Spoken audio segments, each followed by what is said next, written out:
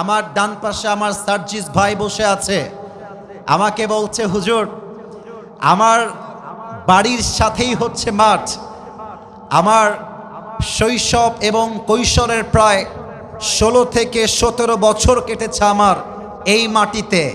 আমাদের সার্জিস ভাই পঞ্চগড়ের মানুষ, এটাই তো পঞ্চগড়ের জন্য বড় একটা গৌরবের জায়গা। আরে বুকের পাটা থাকতে হয়, বুকের কলিজা থাকতে হয়, তবেই জালেমের সামনে দাঁড়িয়ে নির্দ্বিধায় কথা বলা যায়। আমার সার্জিস ভাই তা প্রমাণ করে দিয়েছে। কথা যখন বলে সার্জিস ভাই মনে হয় মুখ দিয়ে বারুদ বের হচ্ছে, বারুদ বের হচ্ছে।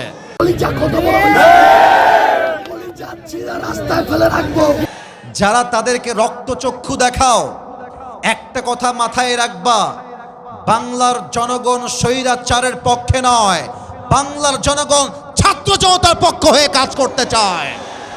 তবে সার্জিস ভাই সহ পঞ্চগড়ের প্রত্যেকটা মানুষকে রেখে মুসলিম হিসেবে দুইটা দাবি পেশ করতে চাই। নাম্বার 1, আগামীর নির্বাচনের পরে বাংলার মাটিতে আমরা কোনো নারীকে সেকেন্ড টাইমের জন্য ক্ষমতার চেয়ারে আর দেখতে চাই না।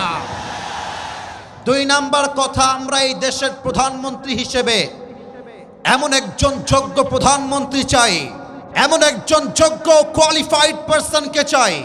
আমার দেশের প্রধানমন্ত্রী চাইলে জাতীয় সংসদে দাঁড়িয়ে যেমন বক্তব্য দিতে পারবে, আমার দেশের প্রধানমন্ত্রী চাইলে ঢাকার জাতীয় মসজিদ বাইতুল মুকাররমে দাঁড়িয়ে জুমার খুতবা দেওয়ার যোগ্যতাও রাখবে।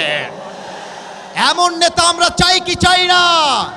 কারা কারা চাই দুটো হাত তুলে আল্লাহকে দেখা দাও। আল্লাহ যেন কবুল করে, পড়েন সবাই আমিন।